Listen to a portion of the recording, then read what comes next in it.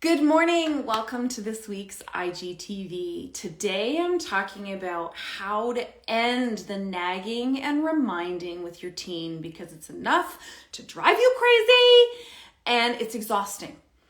You deserve better.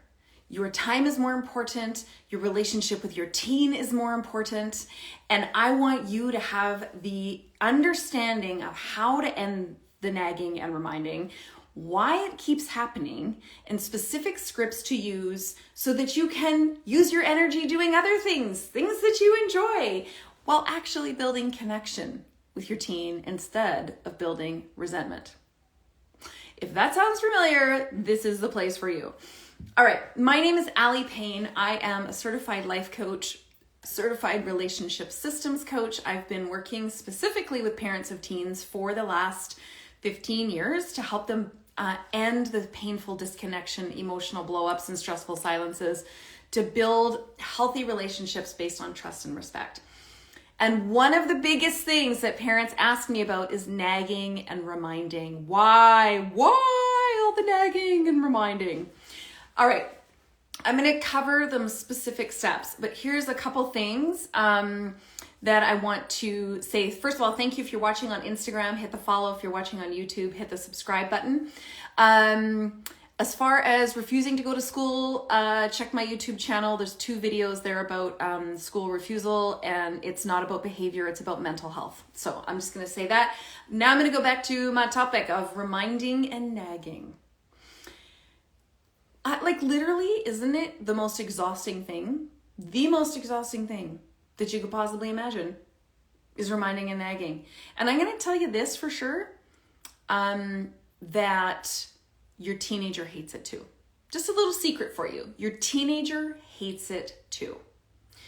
Okay, so here's kind of why this is happening, okay? Your child is no longer your child, and your child's brain was more simplistic. It was more available, not necessarily more focused, but more available for the capacity for input. And so when you asked your child to do something, it might have been more likely that they would complete the task, or you didn't have to ask as many times and they would get it done. And so this comes from a couple factors of your child's brain is no longer your teen's brain, which I will explain in a moment. Second of all, you were programmed for approximately 10 to 12 years that when you asked your child to do something, they would probably, higher probability that they would do it. So you experienced a greater sense of influence. And our egos like influence, and that doesn't make you bad. Okay, it doesn't make you bad or wrong. Our egos love influence. So now you have a teenager who, when you ask to do something, doesn't do it. You get frustrated as all heck because it challenges your ego's experience of influence that you had with your child, you don't have perhaps with your teen, or it feels like you don't have because they don't listen to you. And so it's about control. It's about control. And again, that doesn't make you a bad parent or a bad person. This is all just a conversation about this, okay? Now, your teenager's brain is going through the second and final growth phase in their lifetime, and it's going from a simple computing system to a more complex one, far more complex, and it's actually growing, not just developing. It's growing all new hardware, and it's developing all new software at the same time, but PS, not in a linear manner. Awesome. So it is chaotic in there. It is now a very inefficient computing system that is very self-focused because of its lower capacity to take on input, because it's so focused on growing and developing and figuring out itself, internal focus, emotionally based, because the upper part of the brain, the intellectual function, even though you see in front of you seemingly a fully formed adult, like their body is fully formed. Sure, they might grow a couple more inches, but they're fully formed, like they're capable. They know how to get dressed. They know how to feed themselves. They use a toilet. So what is their problem? What is their problem? It's that you make up this story that they are capable and thinking the way you are, are capable, but they don't have the brain that you have. And the brain growth phase, development phase they're in right now is one of the most critical in our human life, other than being a toddler. Those are the two. So that's the second problem. So then what happens is when you ask your teenager in the way you used to ask your child to do a task, your teenager hates it because they're not a child. And fundamentally, physiologically, their brain is not a child anymore. You're dealing with a slightly different human being with a brain that isn't fully formed. So they operate from emotion, not intellect. Your brain is fully formed. And so you have context, you have perspective, you have different senses of internal motivation than they have because their brain is not yet fully formed. So they're running from emotions. So if they're tired, they're overwhelmed, they're anxious, they had a bad day at school with their teachers, they are stressed about an exam, they're having difficulty in their social relationships, maybe they're stressed with a friendship, they're feeling bullied. All of those things will take precedent over what you're asking them to do. Their emotions have take higher priority, actually flood them, their brain's capacity, faster than their intellectual prioritization or motivation will because of the function of their brain and the stage of life that they're at. So that's I hope I've explained kind of the problem for you there as far as the nagging. The story that you're making up is that they are lazy or irresponsible, and they obviously are disrespectful because they just don't care. And that's not really true. It's the story you make up. And when you believe that story, then you get more frustrated, more resentful, more irritated, and you nag and remind more, even resorting to tools like shame, manipulation, coercion, retaliation, because you're so effing mad when that story isn't true. I know it seems true, but it is, I can prove to you in science with the brain, it is not fundamentally true. Your teenager isn't all of a sudden your child, your gorgeous child who became a teenager with getting a new brain is not all of a sudden lazy, irresponsible, disrespectful, self-centered. They are experiencing a new brain. So check your story, okay? Check your story, because that may be driving your nagging and reminding, okay? All right, so let's get into the crux of this. So nagging and reminding often come from a lack of boundaries. A lack of clear requests and clear boundaries. Now, this is something that I'm talking about in my upcoming 5-day challenge. So if you haven't already taken my 5-day challenge, registration opens next week. So you're definitely going to want to follow me on Instagram, hit the subscribe on YouTube. I will put the link below this. On YouTube so that you can register. That's a 5-day challenge, and I cover the ins and outs here of making specific requests. And I give you an actual download with all of this in writing, as well as covering what a boundary is, what a boundary isn't, and why it's not currently working for you, okay? So here's what I want you to understand about this. Because your teenager's brain is operating for the most part from an emotional center, I do not know why when I go live, my nose always gets itchy. Why? Why does my nose always get itchy when I go live? It's like ridiculous. What your teenager needs, because their brain is operating from an emotion, their amygdala is raw and their upper brain is not yet fully formed, okay?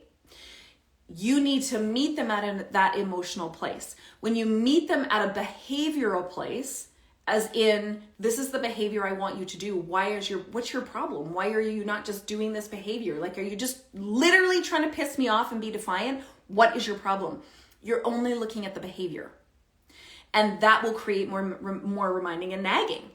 When you come at them from that emotional place, which is where their brain is operating from anyway, so you may as well meet them where they're at, and assume I know assuming is not great. Everyone says to us, like, don't assume. Here's where I would assume. Assume your teenager is overwhelmed. Not overworked. I'm just saying overwhelmed. Their brain is an inefficient computing system. That's not their fault. It's a temporary state. Their brain is operating from emotions, and so everything feels raw and frustrated and angsty. So when you take that into consideration, because scientifically that is true, and you approach your teen from that place, I promise you, you will already end some of the reminding and nagging, and you will lower your resentment toward your teen, okay? So remember that, and you approach them from, hey, look, I know you've got a lot on your plate. These are the things I'd like done, or I would like help with. Do you have time for those tonight? So this isn't really a boundary. This is kind of a basic request, because you're assuming, because I do this as a parent, and my husband and I have had to back it down and learn differently. As a teenager, they have their own plans. They have their own social life. Even if it's only developing on their phone. So assuming that any time they are not spending in school or in an activity or other club is free time, therefore your time to fill with chores, etc., is unfair. That is simply unfair, because it is their job in their brain to create a personal life. In fact, a private life without you. That's their job. That is their brain's job, to differentiate and individuate between the ages of 12 and 18. So just because your teenager isn't occupied in a task or activity that you are aware of does not mean they have free time for you to fill with chores.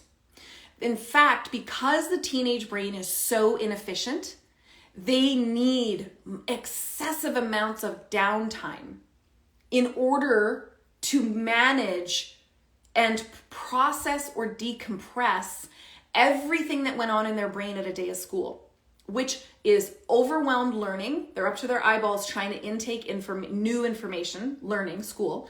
Then they've got the relational stuff that they're overwhelmed with, which is, who did they hang out with that day? Who said what about who? Is that person talking about them? Are they going out? Did they invite me on that party? Or they see on social media their friends had a party and they weren't invited. I mean, a million different things going on at a relational level that their brain is trying to process and intake with a raw amygdala. Ooh, fun.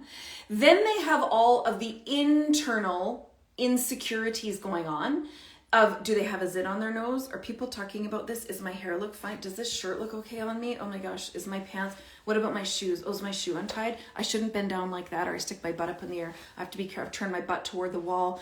Am I chewing weird? Oh, do I have spinach in my teeth? What? Like, I'm not kidding you guys. Not kidding you. This is what their brain goes through on a daily basis. So when they get home and you're asking them to complete tasks or chores, what you don't see is they are literally swimming in an overload of input that their brain inefficiently, after school every day, now needs to process, decompress, make sense of, decide what's true and what's not true. And remember, they're supposed to retain all the learning at school.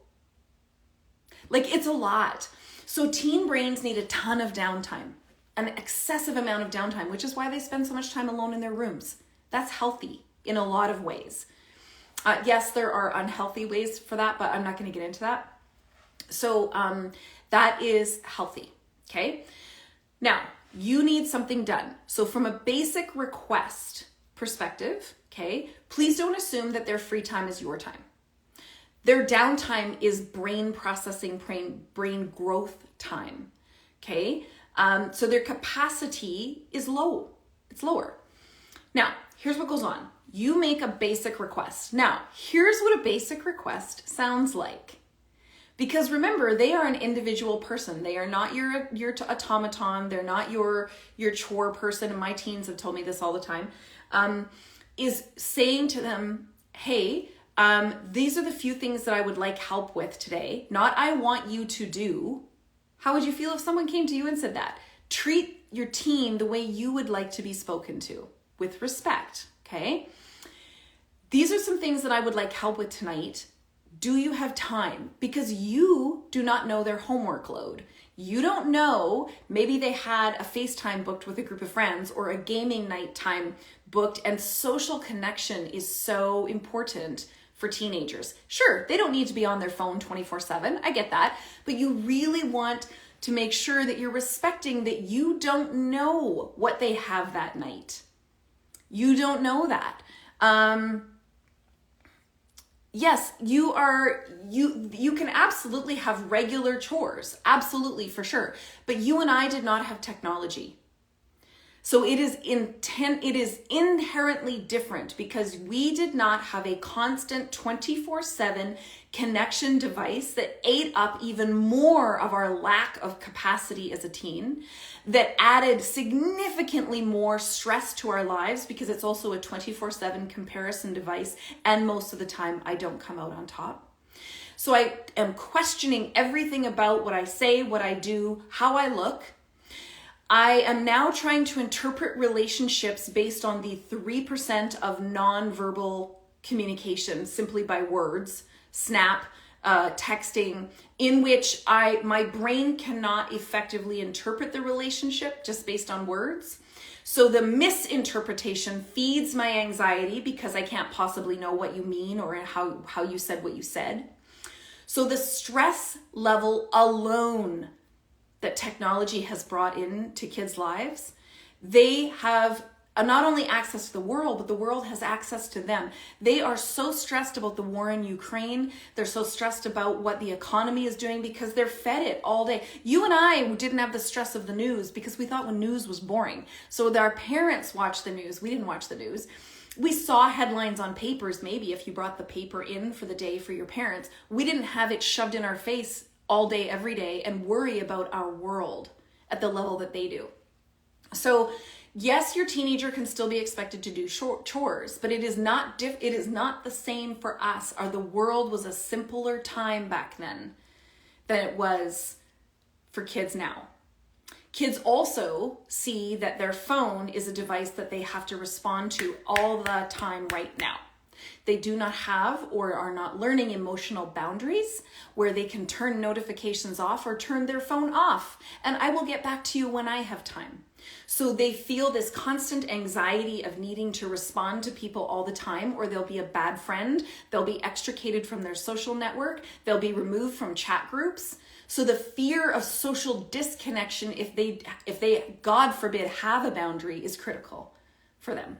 So that is why it is different for us than it is different from them, okay? So when you ask your teenager to do something, make the request that says, this is what I would like help with tonight.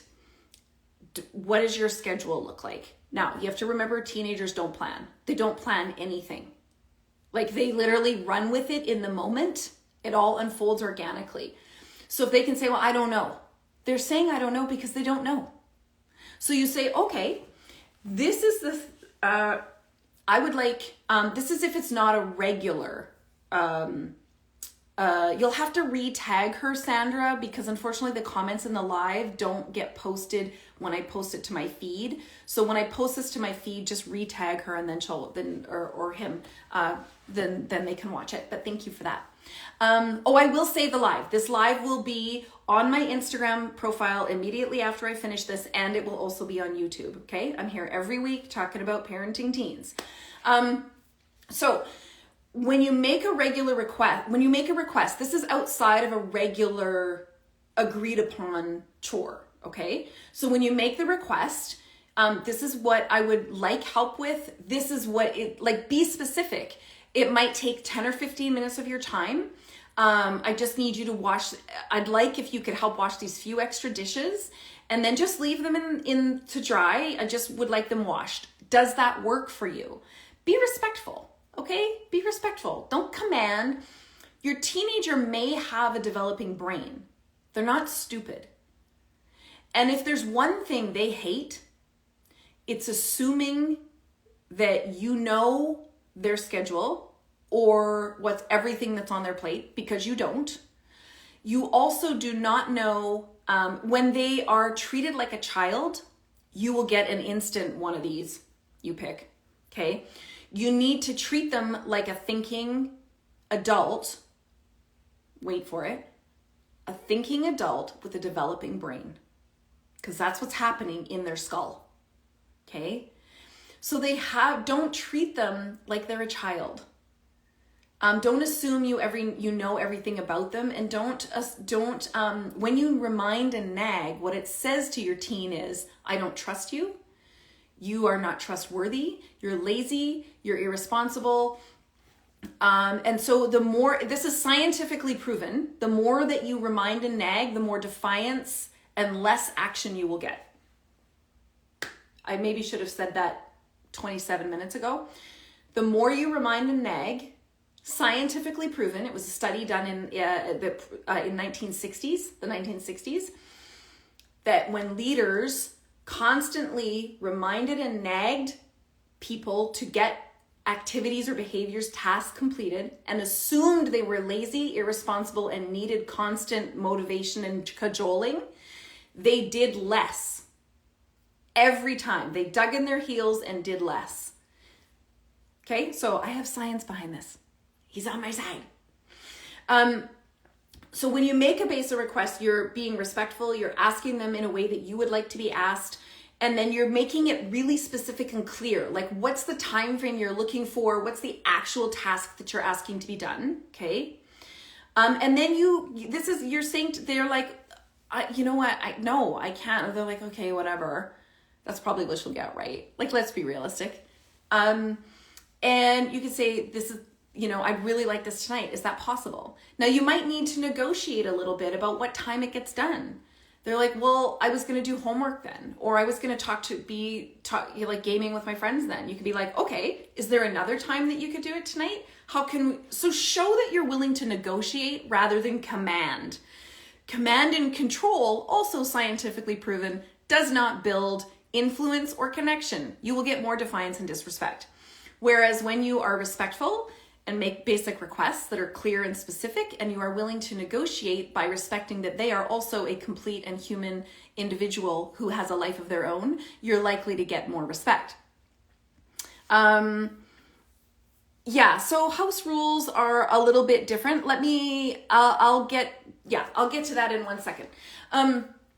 Okay, so you make your basic request, you negotiate it, you need to be open to the fact sometimes it won't work.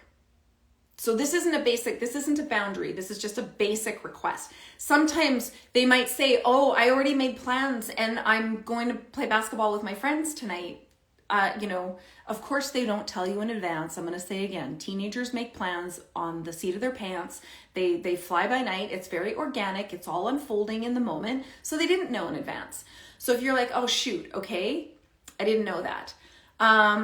If I give you a ride there instead of you walking, would that give you an extra 10 minutes where you could help me a little bit with this? So be willing to understand they have their own life, okay? So let me go to this. Let's say they say yes, okay, fine, right? Okay, fine. I'll do it. I don't want to do it. Okay, fine. And you're like, okay, now listen, you got to say this. You got to be respectful. You got to say, look, I know you don't want to do this. I get it. It sucks. I really appreciate your help with this tonight. Like, empathize a little, okay? Remember, you're dealing with an emotional brain. So meet them over there at the emotion. When you get the fine, be like, I know it sucks. I know you don't want to do it. And I appreciate that. I'm grateful for your help. Okay? So empathize, be kind. Now, here's where the reminding and nagging tends to ramp up. Like through the roof, and your resentment starts to build until you have smoke coming out your ears. Sound familiar? Yes? Motivation in the teenage brain. Motivation is an internal job. So I'm just going to say that one more time. Motivation is an internal job. You cannot externally motivate your teenager. You cannot externally motivate your teenager. That's nagging and reminding. So let's just call a spade, okay?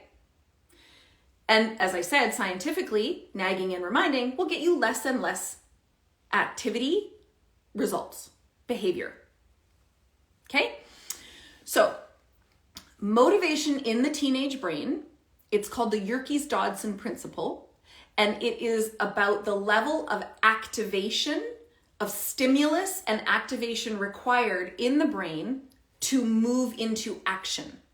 Okay? Yerkes-Dodson principle. I've got a couple other blogs about it.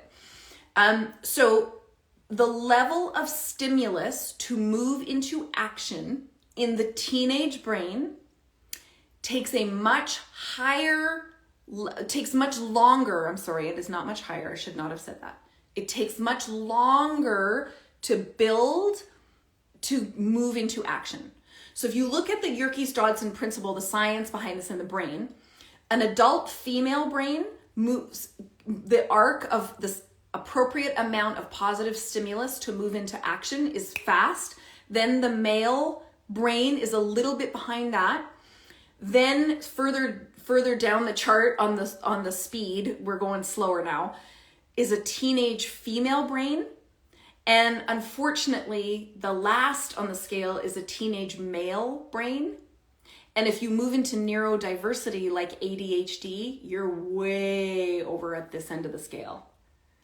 It takes significantly longer for their brain to reach an optimal level of stimulus to move into action.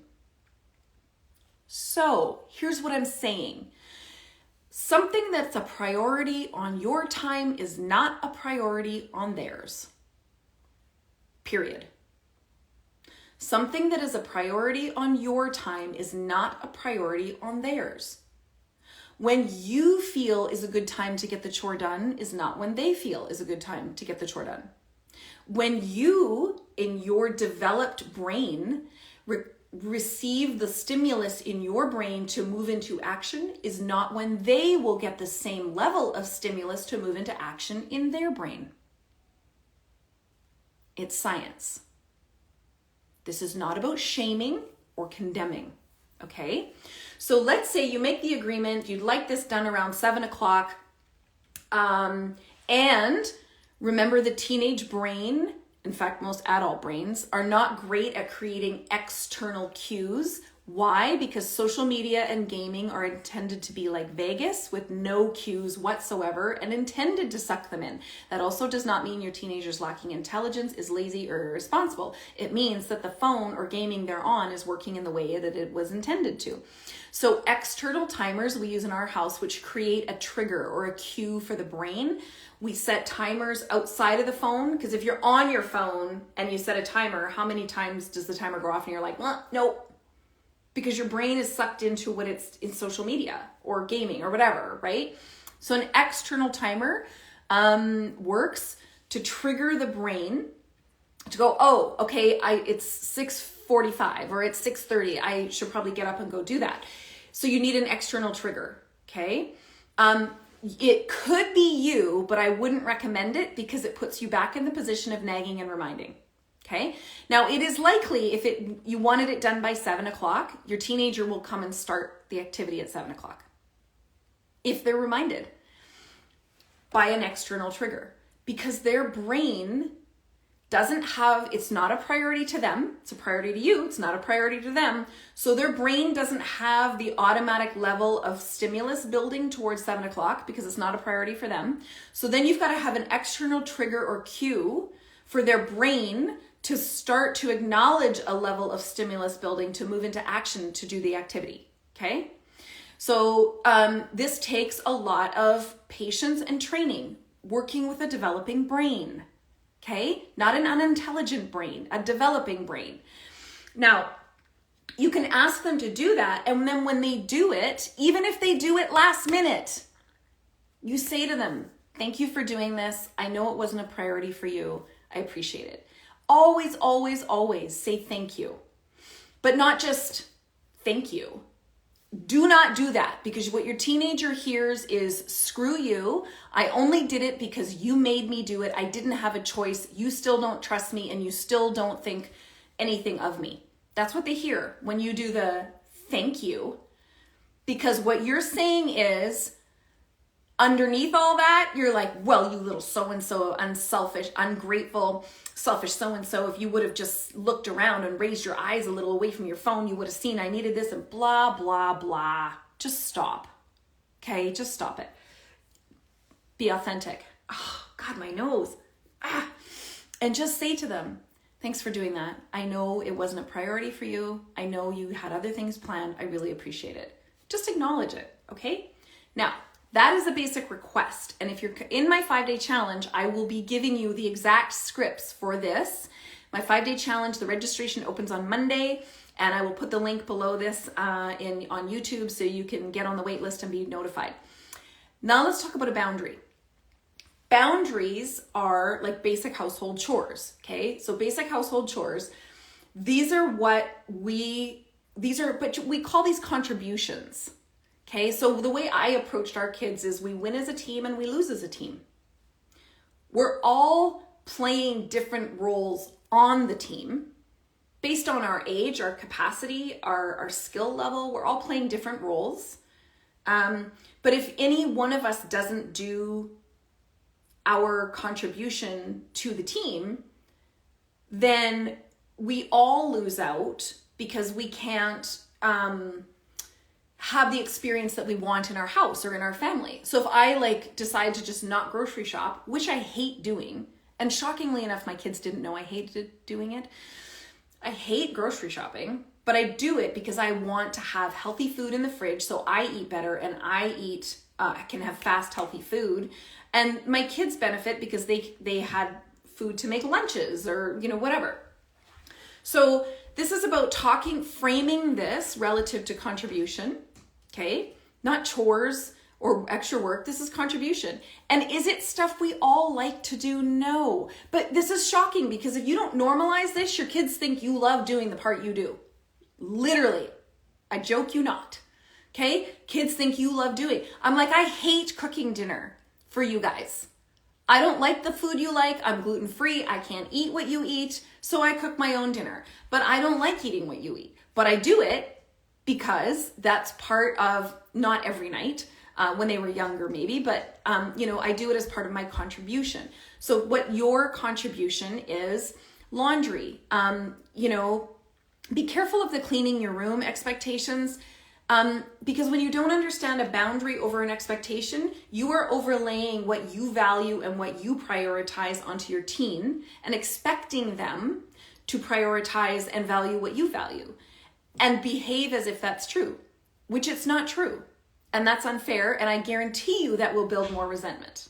I guarantee it. Okay.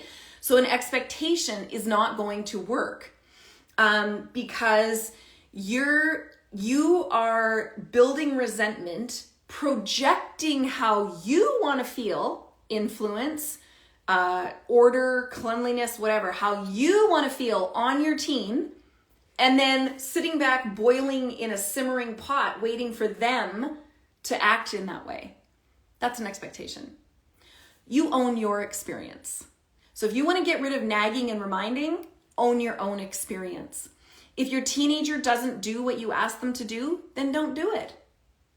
Because guess what? They just have you well trained. If they leave their wet towel on the floor every morning, stop picking it up. If you want your teen to start doing something, you're going to have to stop doing it. And you know what else you're going to have to do is stop nagging and reminding. Because the more you nag and remind, the more you will get the complete opposite. That is proven in the brain. This is about laying out clear expectations, clear boundaries, okay? And loving their inefficient brain through it as their brain begins to develop its own internal building of positive stimulus to move into action. So when you set a boundary like household contribution or etc., then you're saying to them, okay, this is how everyone's contribution is going to look. And P.S., that's a conversation, because boundaries are not about command or control. Nope, never have been. Boundaries are a negotiation of where you feel safe, respected, and loved. And sometimes that negotiation is about standing on different sides of the Grand Canyon. And sometimes you can manage to balance together on the head of a pin. Okay, you're finding the closest middle point where you both feel loved, respected, and safe. So where's your bottom line? So if they leave the wet towel on the floor, then you leave the wet towel on the floor. And then you say, hey, I'm pretty sure we talked about if you could please pick up the towel. Don't use shaming. I've asked you so many times to pick up the floor. Yeah, I get you're frustrated. You have every right to be frustrated. But the more you come out with that, remember your teenager is an emotional brain, not a behavioral brain. It's an emotional brain. Dude, I know you're overwhelmed and you have a lot on your mind. Could you please pick up that towel off the floor? That'd be great.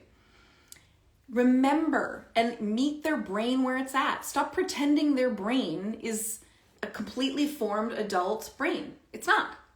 It'll drive you crazy. Okay? So boundaries are a negotiation, not a command. You can have your bottom lines, but be willing to negotiate in the gray area up to that. Teenagers are independent thinkers. They have a lot of good ideas about how things can get done and ways that work for them if you're willing to listen. And if you're willing to listen and say, okay, haven't thought about it that way.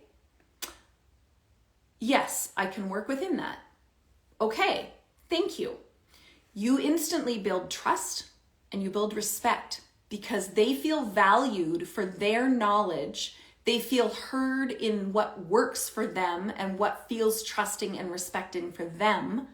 And you will still end up getting done what you need done. It might not be on your time frame, but it's also not on theirs. See what I get by meet in the middle? This is a meet in the middle thing. Boundaries are a negotiation. And they require you to make the first move. Expectations require your teen to placate your needs and values for you to feel how you want to feel. Boundaries are about you taking ownership of how you want to feel and creating an environment about that. So stop picking up the friggin' towel. Stop it. If the dog pees on it, go put the towel in their bedroom. Stop rescuing them from natural consequences. Stop nagging and reminding, knowing that scientifically, the more you nag and remind, the less you will get of what you want. This is about understanding how to meet their emotional brain where it's at, where it's constantly overwhelmed. They feel anxious. Their self-esteem drops up to 30%, so they're wildly insecure. You can fight against science or you can work with it. Okay? So boundaries are a meet in the middle place where you negotiate. You sit down with a piece of paper and like, okay.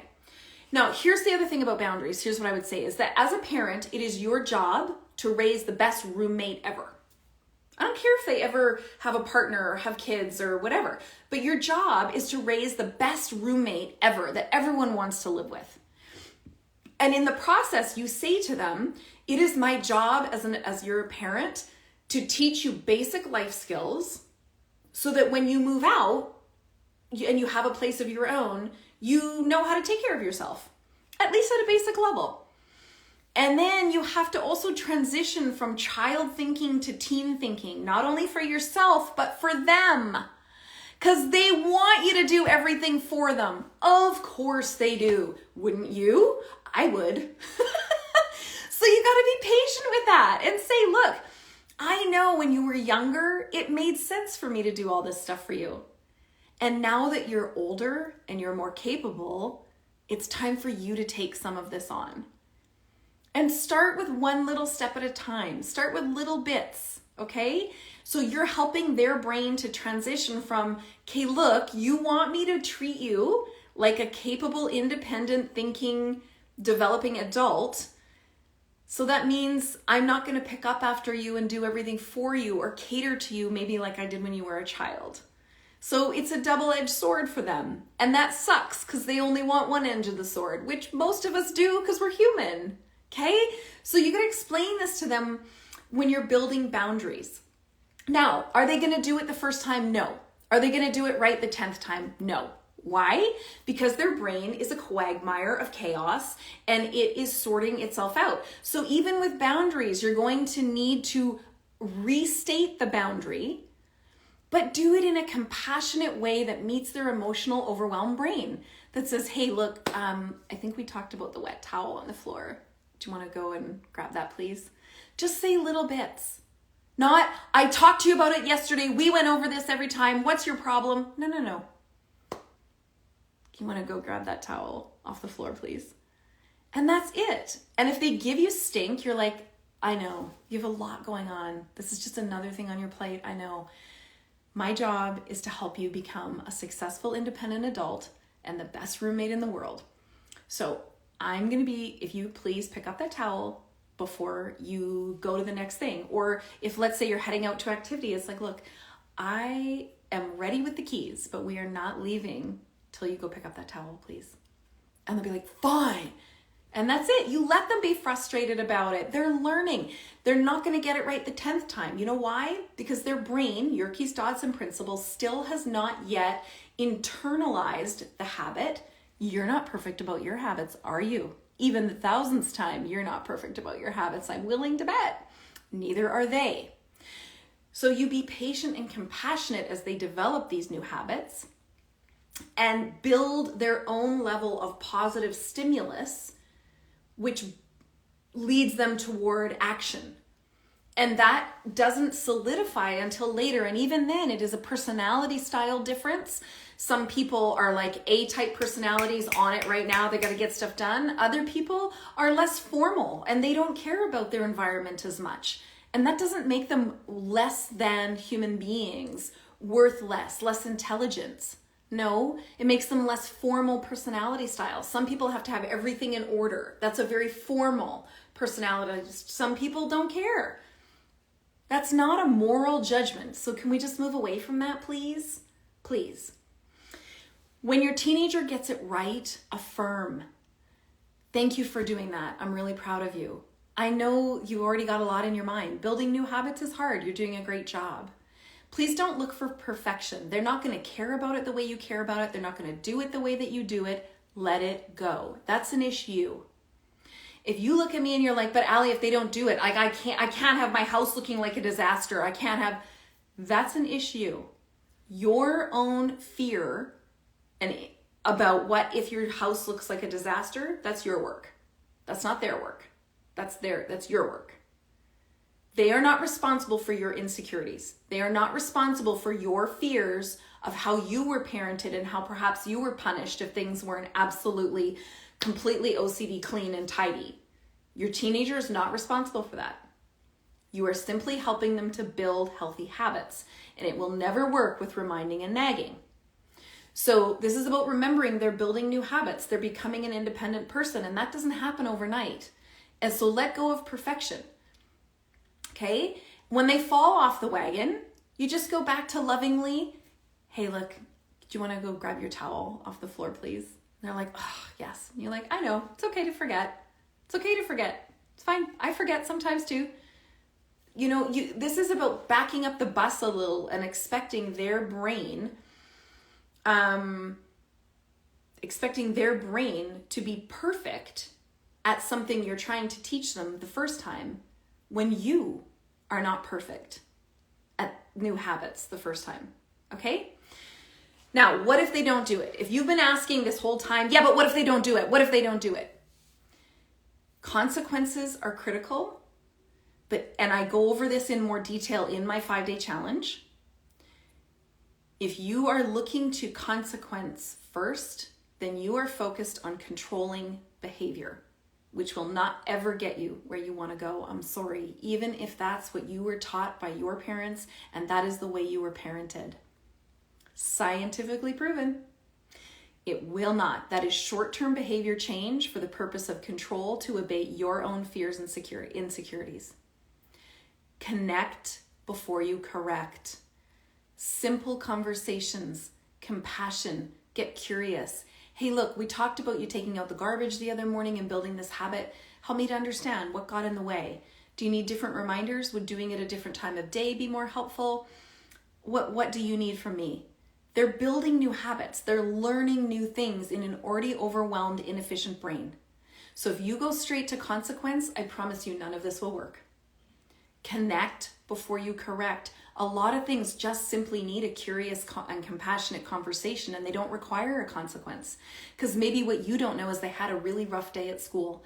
Maybe what you don't know is, I don't know, something else happened. Maybe they didn't sleep well and so they missed their alarm. I don't know. expecting perfection assures nagging, reminding, emotional frustration, exhaustion, and resentment.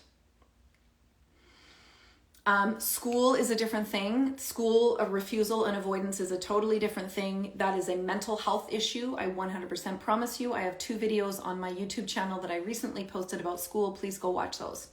School refusal is different. You cannot set boundaries around schoolwork. That is about expecting your teenager to perform in a way that makes you feel better about the kind of parent you are. When your teenager's not performing at school, they are struggling with their mental health, I promise you, because I was that student. I've been there, and it is not a happy place. So please go watch those videos. So when it comes to setting boundaries, and they don't get it right, this isn't about them being defiant. And if you choose to see it that way, this isn't going to work. This is about them learning a new habit, and they're just not perfect at it.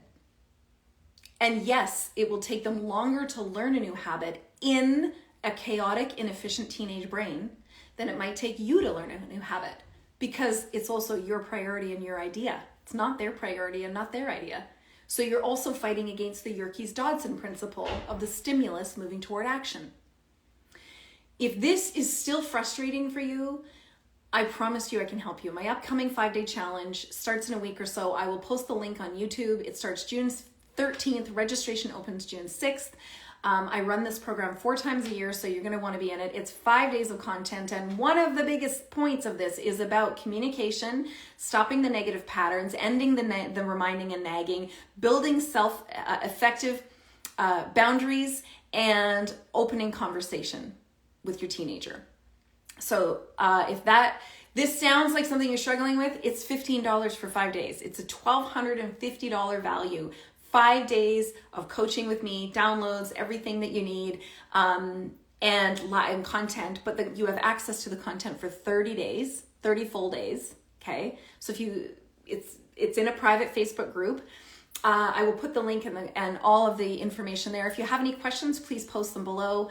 And I thank you for being here today. I know this is hard stuff. This is hard stuff that we were never taught.